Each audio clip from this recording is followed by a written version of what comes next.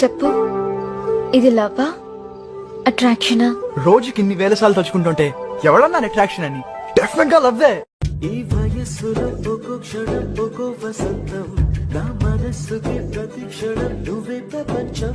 ఓ సముద్రమై అనుక్షణం పొంగి సంతోషం, అడుగులలోన అడుగులు వేస్తూ నడిచిన దూరం ఎంతో ఉన్నా అలసట రాదు గడచిన కాలం ఎంతని చెప్పు, ఇది లవ్వా అట్రాక్షనా?